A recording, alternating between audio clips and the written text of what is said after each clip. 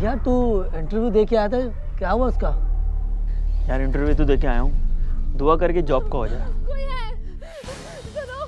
यार किसी खातून की चीखने की आवाजें आ रही हैं। अबे आवाजें कैसी आ रही है ये? अबे लग रहा है मियां बीवी का झगड़ा हो रहा है। यार कोई तो मसला है, आज देखते हैं। यार इस घर से आ रही है, चलें क्या देखें? आओ देखें। आओ।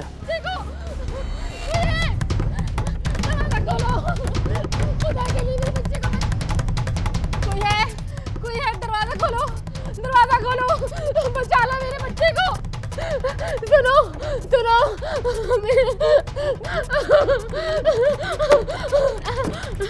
खोलो।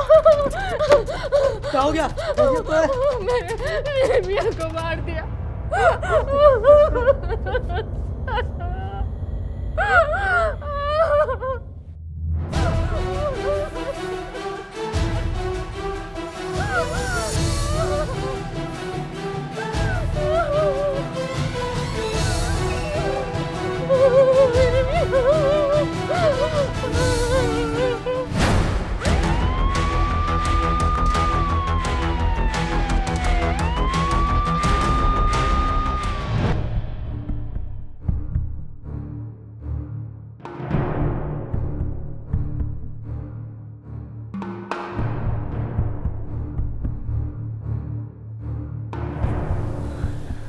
डकैती भी हुई है,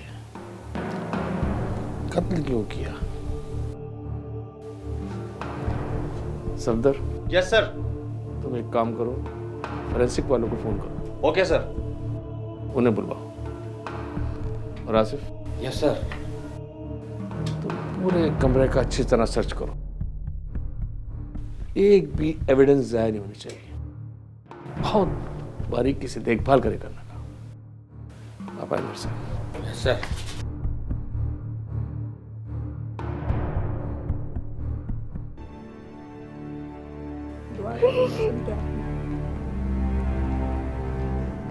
गालिबन आप मकतूल की वाइफ हैं।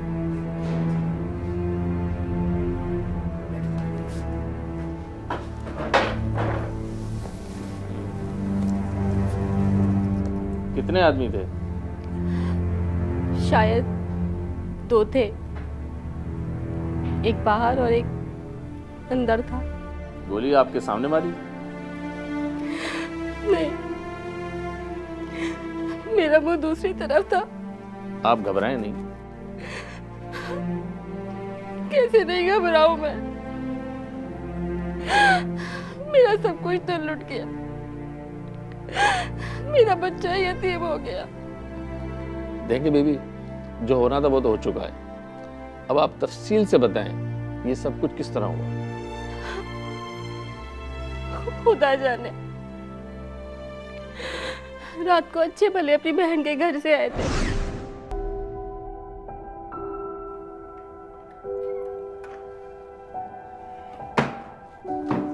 आ गए आप? इतनी देर लगा दी? अरे जाहिर सी बात है, इंसान जब कहीं जाता है तो देर तो हो ही जाती है। जितना मैं इंतजार से बोर होती हूँ ना, आप मुझे उतना ही इंतजार कराते। अच्छा ये बताओ, दानियल सो गया? जाहिर है उसने तो सोना ही था ना, मेरी तो मजबूरी थी जागना। तुम क्या चाहती हो कि मैं अपने बहन भाई से ना मिलूं? मिले, जरूर मिले। अरे मैं तो कहती हूँ दुबई से सीधा आप उन्हीं के घर उतर जाया करें ना, यहाँ कभी कभी मुझसे मिलने आ जाया करें बस। चलो ठीक है, तुम अपना मूड ठीक कर लो, आइंदा मैं नहीं जाया करूँगा। वैसे गलती तुम्हारी भी थी। मेरी क्या गलती थी? अरे जब मैं तुमसे कह रहा था कि बाजी घर जा रहा हूँ मेरे साथ चलो, बल्कि बाजी तो खुद तुम्हारा पूछ रही थी। मेरा पूछ रही थी? आपके पीछे तो कभी उन्होंने मुझसे मेरे बारे में नहीं पूछा, आप पूछ रही हैं। अच्छा जनाब, अब अपना मूड ठीक कर लो बस। खाना तो खा के ही आए होंगे ना? हाँ जाहिर सी बात है, बाजी बिना खिलाए मुझे कब आने देती है। ठीक है, चेंज करके सो जाइए। दानियाल भी अपने कमरे में सो गए।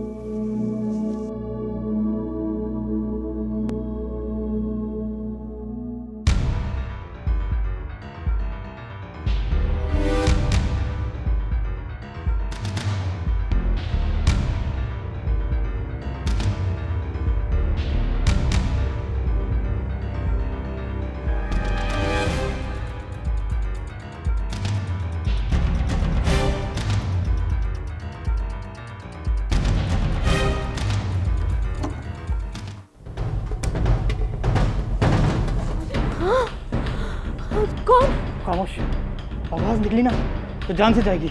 इधर आ, उठ, इधर आ, ये इधर आ, ये क्या, कौन है तू? खामोश, ये क्या हो रहा है? अच्छा हुआ टूट गया। क्या चाहते हो? चल उठ, इधर आ, कुर्सी पे बैठ, जो कह रहा हूँ वो कर, मतलब भेजे में गोली मार दूंगा। उठ, बैठ इधर, राजा।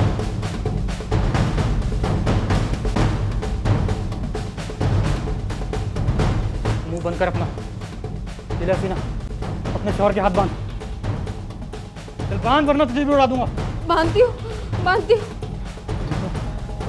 खुदा के वास्ते जो लेना ले जाओ, बस हमें छोड़ दो। जो माल है वो तो अब हमारा ही हुआ। मुंह बंद कर अपना।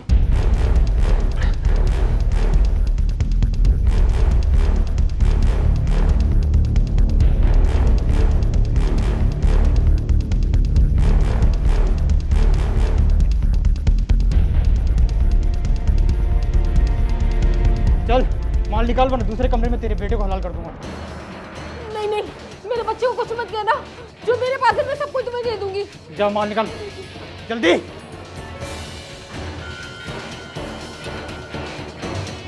हिलना नहीं।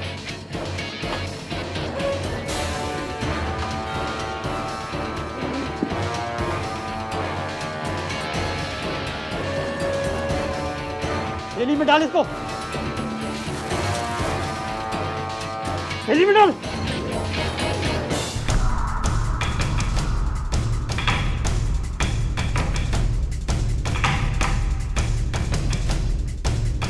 चला चला, इस तरफ अपना मुंह तक कर, मुंह तक कर अपना, उस तरफ रख अपना मुंह।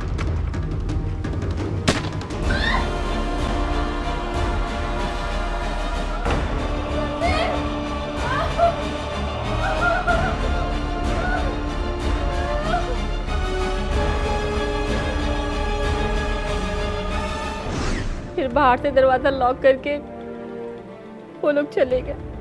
कितना माल लेकर गए थे वो? मुझे कुछ होश नहीं था। नकदी, जेवर, दुबई से भी एक सेट लेके आए थे, सब ले गए, सब ले गए। फिर वो घर में किस तरह से आए? मुझे नहीं पता, मैं तो सो रही थी। इंस्पेक्टर साहब, इस वक्त इनकी ऐसी हालत नहीं है कि आपको कुछ बता सकें। Safdar, yes sir. एम्बुलेंस को बुलाओ। Okay sir. आप अपना और मकतूल का नंबर लिखा दें, क्योंकि डकैती की वारदात है ये। हम कोशिश करेंगे कि जल्द से जल्द मुलजिमान को गिरफ्तार करें। लिखिए।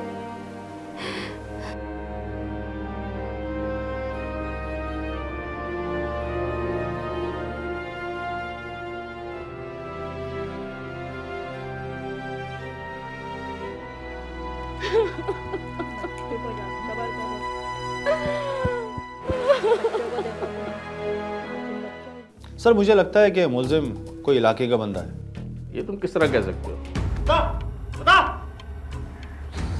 सर मैं स्कूल के बच्चे पिक एंड ड्रॉप करता हूँ। वसीम साहब के बेटे को भी मैं ही लाता ले जाता था। लेकिन उसका मेरे शौहर के कत्ल से कोई भी ताल्लुक नहीं है। हो भी सकता है और नहीं भी हो सकता।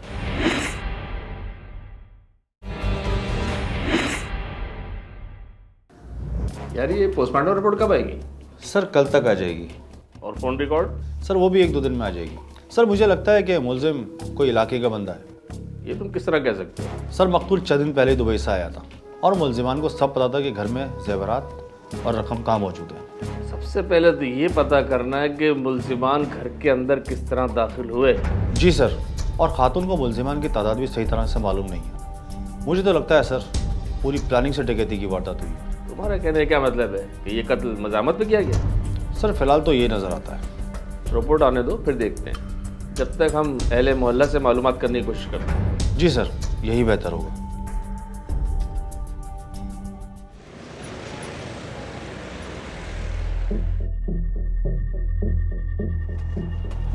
अस्सलाम वालेकुम। वालेकुम। तुम्हें मालूम तो होगा तुम्हारे इलाके में वसीम नामी शख्स का कत्ल हुआ है। अल्लाह बख्शे बहुत नेक आदमी थे। कब से जानते थे उन्हें? सर काफ़ी अर्सा हो गया है। कभी सामान लेने आते थे तो सलाम दुआ हो जाती थी, वो भी साल में एक बार। उनके घर में किसी और का भी आने जाना था? नहीं सर, मैंने तो कभी नहीं देखा। इस इलाके में कुछ ऐसे लड़के जो मशकूक कैरेक्टर रखते हो? नहीं, ऐसा तो कोई नहीं है यहाँ पे।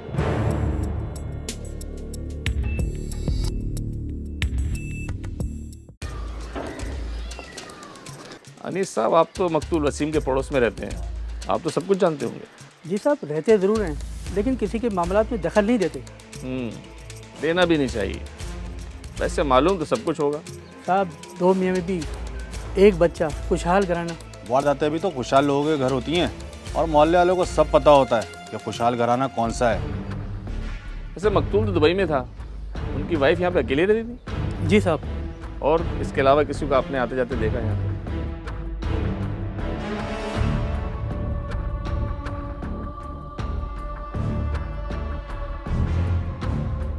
पुलिस को इत्तला मिली थी कि घर में घुसकर किसी वसीम नामी शख्स को सर में गोली मारकर हलाक कर दिया गया है। मकतूल 40 साला वसीम एक बच्चे का बाप और दुबई से 1 माह की छुट्टी पर आया हुआ था। इब्तिदाई तफ्तीश से पता चला कि मुल्जिमान ने मकतूल को कुर्सी पर बांधकर सर पर गोली मारी। ये एक अंधा कत्ल था, लेकिन पुलिस के लिए ये बात परेशान कुन थी कि मुल्जिमान घर में दाखिल कैसे हुए। मकतूल की अहलिया मुल्जिमान की सही तादाद बताने से भी कासिर थी, लिहाजा पुलिस ने शवाहिद इकट्ठे किए और केस के मुख्तलिफ पहलुओं पर तफ्तीश का आगाज़ करते हुए मकतूल और उसकी अहलिया के फ़ोन रिकॉर्ड हासिल कर लिए ताकि तफ्तीश का कोई रुख मुतय्यन किया जा सके। सर, मैं आप ही का इंतजार कर रहा था। करिए थे। मकतूल की पोस्टमार्टम और फ़ोन रिकॉर्ड दोनों आ गई हैं।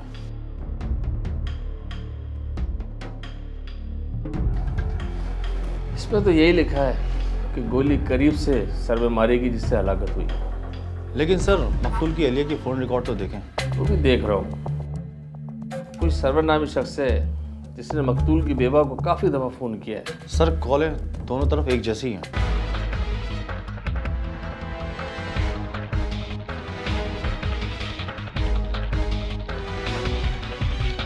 तो ऐसा करो, पहले सर्वर को ट्रेस करो, उससे पकड़ो। सर, ये बेहतर नहीं कि मकतूल की बेवा निगहत का पहले बयान ले लिया जाए और फिर सर्वर की पूरी मालूमात हासिल कर ली जाए?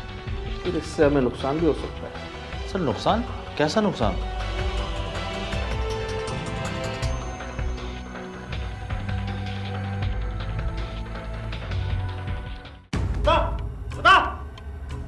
ये बता, वसीम की बेवा से तेरा क्या ताल्लुक था? सर, मैं स्कूल के बच्चे पिक एंड ड्रॉप करता हूँ। वसीम साहब के बेटे को भी मैं ही लाता ले जाता था। बच्चे को भी लाता ले जाता था या उसकी माँ को भी लाता ले जाता था तू? सर, यकीन जाने, मेरा इसके अलावा उनसे कोई ताल्लुक नहीं। चल, मान लिया तेरा कोई ताल्लुक नहीं, लेकिन तेरे को ये तो पता था कि उसका शौहर दुबई में और वो यहाँ अकेली रहती है। जी सर, ये मुझे मालूम था।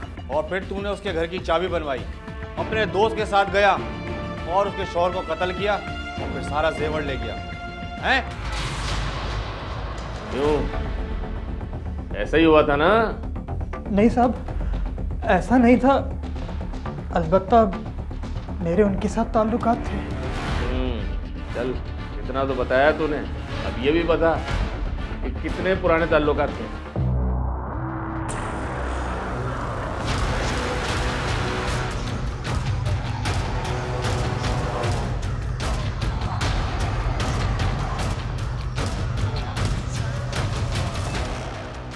क्यों बुलाया आपने मुझे यहाँ पे? हमने ये सिर्फ जानने के लिए कि तुम्हारे सर्वर से क्या ताल्लुकात है। क्या मतलब है आपका? वो सिर्फ मेरे बच्चे का वैन ड्राइवर है। देखो बीबी, वैन ड्राइवर से टेलीफोन पे सारी सारी रात बातचीत नहीं होती। ऐसा तो बस एक आध दफ़ा ही हुआ है। हमें सिर्फ ये बता, कत्ल किसने किया है, क्योंकि हमें मालूम है सर्वर के साथ भी तेरे ताल्लुकात हैं। आप इल्ज़ाम लगा रहे हैं मुझ पर? हम इल्ज़ाम नहीं लगा रहे, सर्वर लगा रहा है। सर्वर? सर्वर वो हमारे पास लाके वो बंद है। बोल तो तेरी मुलाकात कराऊं उससे। लेकिन उसका मेरे शौहर के कत्ल से कोई भी ताल्लुक नहीं है। हो भी सकता है और नहीं भी हो सकता। हाँ, मेरा उससे मिलना जुलना तो था, लेकिन उसका वसीम की मौत से कोई भी ताल्लुक नहीं है। सर्वर का तो हो सकता है। नहीं, उसका भी नहीं है। तुम ये बताओ तुम्हारे सर्वर से ताल्लुकात कैसे हुए थे? आप तो जानते हैं ना, वसीम दुबई में रहते हैं, तो वो मेरे कभी कभी बाहर के काम कर दिया करता था। दानियाल, उठ जा बेटा, वैन आने वाली है। उठ जाओ, देर हो रही है स्कूल की। मम्मा, मुझे क्यों नहीं लेने आते स्कूल से? क्योंकि हमने आपके स्कूल की वैन लगवाई हुई है। मम्मा, मुझे खुद लेने आया करें। अच्छा चलो जल्दी से उठो, वरना वैन आ जाएगी। जल्दी से उठो, शाबाश, आ जाओ आ जाओ, वरना वैन निकल जाएगी तुम्हारी। आ जाओ आ जाओ आ जाओ आ जाओ, जल्दी से आ जाओ, वैन आ गई है, देर हो रही है। हाँ,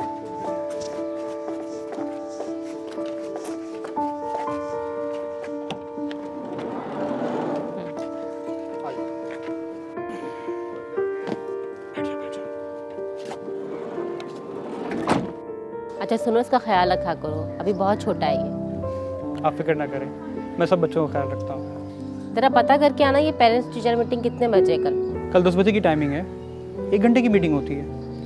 तो ये स्कूल जाना आना भी ना कितना मुश्किल है। अगर आप कहें तो मैं छोड़ दूँ? नहीं, तुम्हारा टाइम ज़ाया होगा। मैं तो स्कूल के अलावा वैसे भी फारिग ही होता हूँ। वापस भी तो आना होता है। अगर आप कहें तो मैं वापस भी छोड़ दूँगा। अच्छा ऐसा करो, मैं चली जाऊँगी, तुम वापसी में मुझे छोड़ देना, क्योंकि वापसी में रक्षा टैक्सी ज़रा मुश्किल से मिलता है ना। जैसे आपकी मर्जी। चलो ठीक है।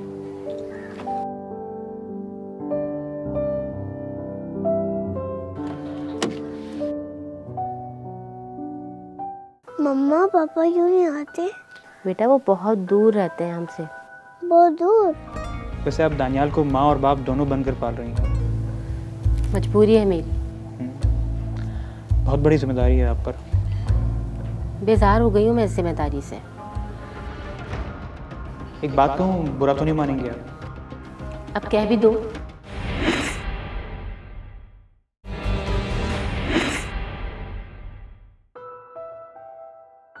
मम्मा, पापा क्यों नहीं आते? बेटा वो बहुत दूर रहते हैं हमसे। बहुत दूर? हाँ बेटा, बहुत दूर जॉब करते हैं ना आपके पापा। कब आएंगे? आ जाएंगे, बहुत जल्द आ जाएंगे। आप कल आएंगे ना स्कूल? हाँ बेटा, मैं आपके स्कूल आऊँगी कल सुबह। ठीक है, चलो सो जाओ, वरना सुबह आँख नहीं खुलेगी।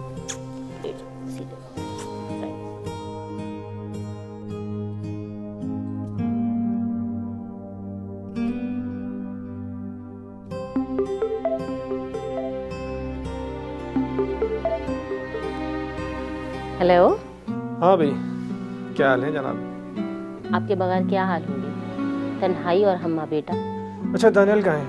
अभी सो गया है वो। और तुम नहीं सोई? मैं आपके फ़ोन का इंतज़ार कर रही थी। हाँ बस मैं भी तुमसे फ़ोन करने के लिए जाग रहा था।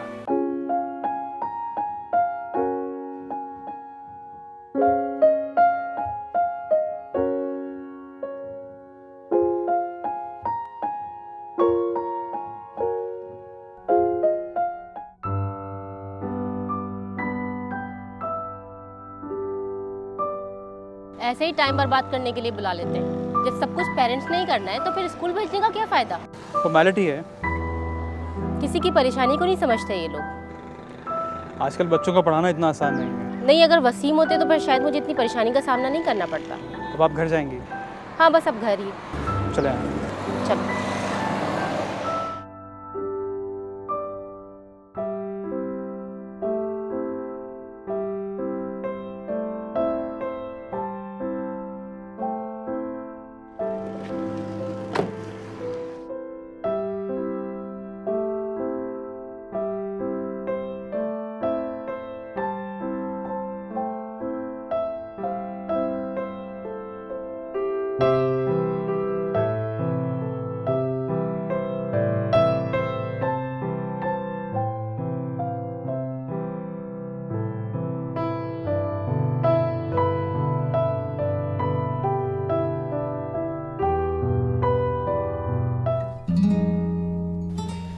बहुत तकलीफ दी मैंने तुमको। लेकिन मुझे तो नहीं हुई। सर में बहुत दर्द हो गया है। चलो चाय बनाती हूँ। अब आपको होगी तकलीफ। मुझे भी नहीं होगी, चलो उतरो।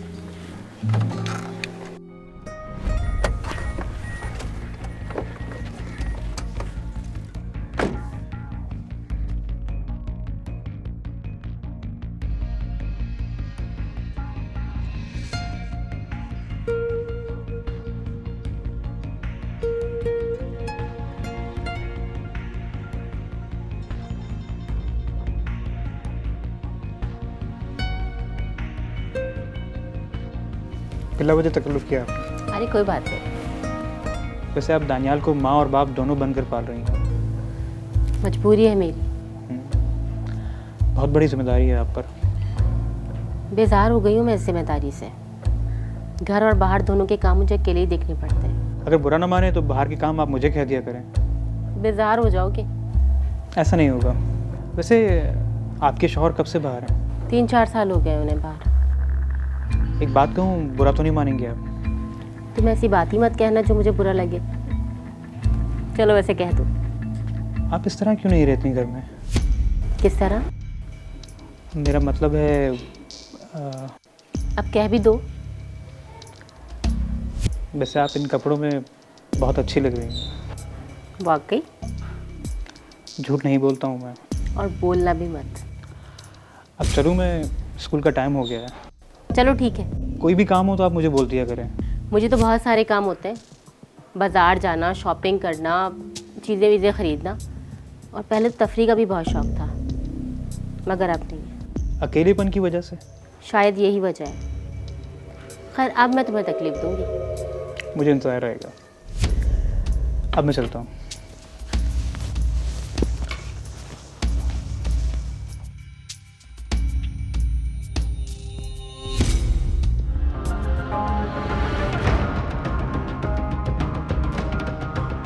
एक बात कहूँ, बुरा तो नहीं मानेंगे आप? आप इस तरह क्यों नहीं रहती घर में?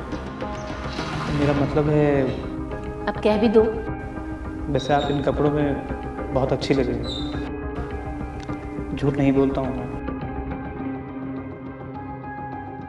सरवर के बारे में तो ये बात समझ में आता है कि अगर वो चाहता तो उसको कोई भी और लड़की मिल सकती थी शादी के लिए, मगर उसने अपनी नेचर की वजह से, कि वो जो चीज़ों में फिक्स हो जाता है, उसकी वजह से उसने इस लड़की के साथ जो उसकी जज्बाती रिलेशनशिप डेवलप हुआ, वो इसमें इस कदर फिक्स हो गया कि उसने अपने फ्रेंड से, रिश्तेदारों से कभी किसी से इस बारे में जिक्र नहीं किया कि जो उसको कोई अच्छी गाइडेंस देते, जो उसको कोई समझाते। ऐसे कैरेक्टर्स में ये भी समझ में आता है कि ऐसे लोग अपने आप को आइसोलेट कर लेते हैं और मिलकर अंदर ही अंदर दो लोग जो होते हैं एक ही जैसे जहन के कोई बड़ी एक्टिविटी प्लान कर लेते हैं। मुझे बहुत डर लगता है। किस बात से? बिछड़ जाने से। ऐसा कभी नहीं होगा। बस तुम हाँ कर दो, हम दोनों शादी कर लेंगे। ऐसा कैसे हो सकता है? मैं पहले से शादीशुदा हूँ। तलाक भी तो हो सकती है। तलाक याफ्ता औरत से शादी कर लोगे तुम?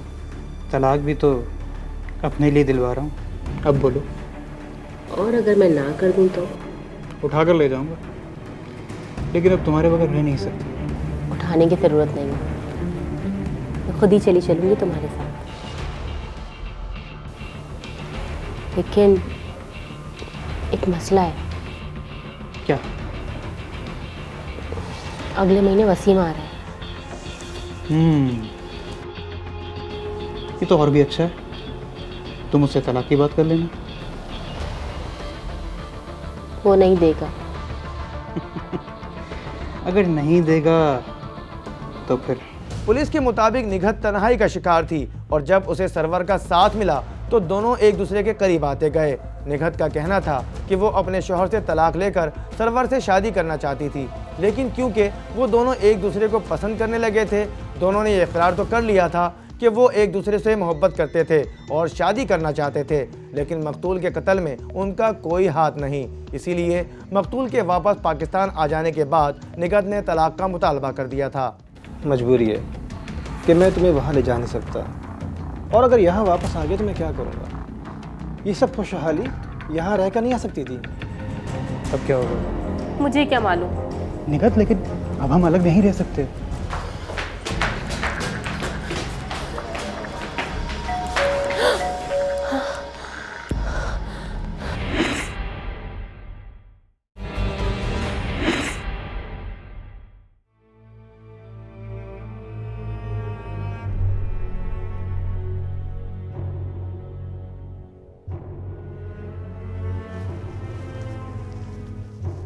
क्या बात है? जब से मैं आया हूँ तो मुझे खुश नजर नहीं आ रही हो। बस 1 महीना खुश रहूं, बाकी के 11 महीने शोक बनाऊं मैं? क्या मतलब? मतलब साफ है बस, तुम्हारे बच्चे को पालूं और तुम्हारा इंतज़ार करते करते बुढ़ापे की दहलीज पार कर जाऊं। हाँ, मजबूरी है कि मैं तुम्हें वहाँ ले जा नहीं सकता, और अगर यहाँ वापस आ गया तो मैं क्या करूँगा? ये सब खुशहाली यहाँ रहकर नहीं आ सकती थी। खुशहाली आ गई और जवानी चली गई तो? तुम कहना क्या चाहती हो? तलाक दे दो मुझे। क्या बकवास कर रही तुम? हकीकत बता रही हूँ मैं तुम्हें। ऐसा कभी नहीं हो सकता, समझी तुम? हाँ, अलबत्ता मैं तुम्हें अपने साथ वहाँ ले जाने का सोचता हूँ। निगत के कैरेक्टर के बारे में जब हम बात करते हैं तो ये बात समझ में आती है कि इसका इम्पल्स कंट्रोल नहीं था। यानी जब वो कोई चीज़ डिसाइड कर लेती थी कि उसको चाहिए है तो फिर वो अपने ऊपर कंट्रोल नहीं रख पाती थी। फ्राइड की थ्योरी से देखें तो ये समझ में आता है कि निगत के कैरेक्टर में ईड जो थी वो बहुत डोमिनेंट हो गई। एक्चुअली होता ये है कि जिन लोगों की ईड डोमिनेंट हो जाती है तो जब वो किसी चीज़ को हासिल करना चाहते हैं तो वो रियलिटी को, लोगों को, अपनी मॉरल वैल्यूज़ को, किसी चीज़ को नहीं देखते, सिर्फ अपनी ख्वाहिश को हासिल करने के लिए कोई भी बड़ा कदम उठा लेते हैं, जो कि निगत में दिखते हैं।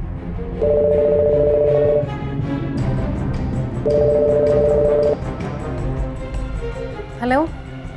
हाँ निगत, क्या हुआ? वो नहीं मान रहा। अब क्या होगा? मुझे क्या मालूम। निगत, लेकिन अब हम अलग नहीं रह सकते। जानती हूँ मैं। पुलिस राय के मुताबिक उन्हें दोनों की लव स्टोरी से कोई दिलचस्पी ना थी। पुलिस कातिल की तलाश में थी। वाकयात और शहादतें सरवर और निगत की तरफ इशारा कर रहे थे, लेकिन दोनों मकतूल वसीम के कत्ल से मुसलसल इनकारी थे। बिलाखिर पुलिस ने अपना रिवायती तरीक़ा तफ्तीश आजमाया तो निगत बर्दाश्त ना कर सकी। उसका कहना था कि वो और सरवर एक दूसरे से मोहब्बत करते थे और वसीम से तलाक लेकर सरवर से शादी करना चाहती थी, लेकिन मकतूल तलाक देने पर रजामंद ना हुआ तो उसने सरवर के साथ प्लानिंग करके उस रात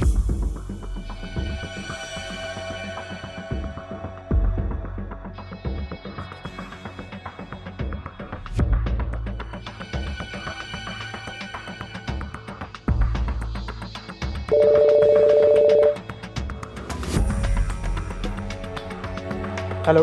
हेलो सरवर, तुम अभी आ जाओ, मौका बहुत अच्छा है। क्या वो नहीं है? हाँ, वो अपनी बहन के घर गया हुआ, बस तुम जल्दी से आ जाओ। कब तक आएगा? तो इसको छोड़ो के वो कब तक आएगा, बस तुम जल्दी आ जाओ। कोई मसला तो नहीं होगा? अभी आ जाओगे तो कोई मसला नहीं होगा। ठीक है, मैं आ रहा हूँ।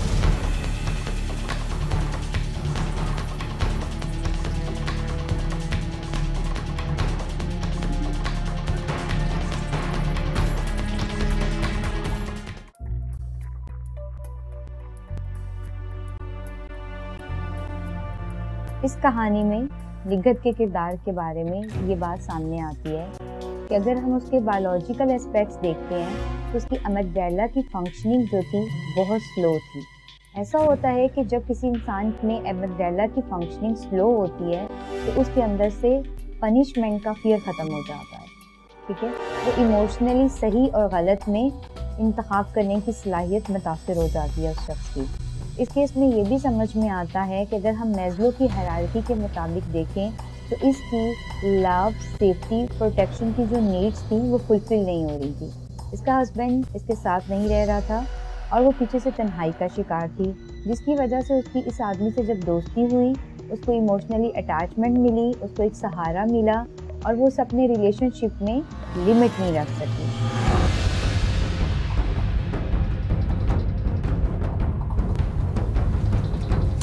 जल्दी जल्दी आओ।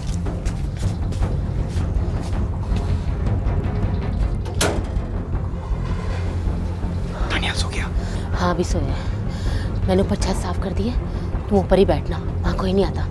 अभी इसे क्यों बिठा रही हूँ वहाँ पर? अरे बिठा नहीं रही हूँ, तुम्हें समझा रही हूँ। वैसे मुझे वहाँ बैठने में कोई एतराज़ नहीं है, अगर तुम भी मेरे साथ बैठो तो। मुझे बहुत घबराहट हो रही है। ठीक है, तो मैं चला जाऊँ? मेरा ये मतलब नहीं था। तो क्या मतलब है जनाब का? कहीं ऐसा तो नहीं है कि मोहब्बत जाग गई और इरादा तब्दील हो गया? कैसी बातें कर रहे हो तुम? तुम्हारी मोहब्बत ने तो मेरे इरादों को और पुख्ता कर दिया है। बस तो फिर घबराओ मत।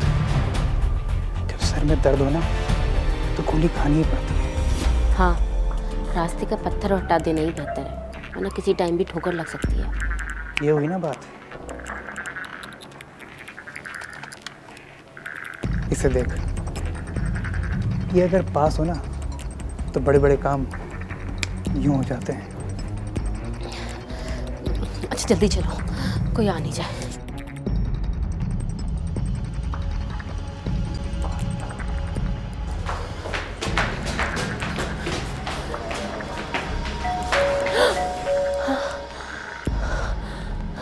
तुम ऊपर जाके छुप जाओ, मुझे लगता है वसीम आ गए।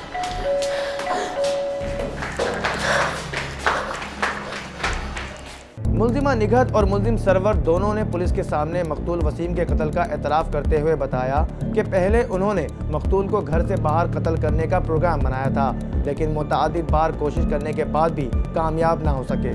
9 मुहर्रम 24 अक्टूबर की रात पूरी मनसूबाबंदी के साथ मकतूल की बेवा निघत ने मुल्जिम सरवर को अपने घर में छुपा लिया था और रात 4 बजे प्रोग्राम के मुताबिक दोनों मुल्जिमान ने मकतूल को कुर्सी पर रस्सी से बांधकर और सर पर गोली मार दी, जबकि सरवर ने निघत को कमरे में बंद करके बाहर से कुंडी लगा दी थी कि किसी को निघत पर कत्ल का शक ना हो। लेकिन पुलिस ने पेशा वाराना महारत को काम में लाते हुए दोनों मुल्जिमान को गिरफ्तार करके आला कत्ल बरामद कर लिया है। जब्त करता हूँ तो हर जख्म लहू देता है, आह करता हूँ तो अंदेशा रुसवाई है, देखता हूँ तो हजारों से शनासाई है, सोचता हूँ तो वही गम वही तन्हाई।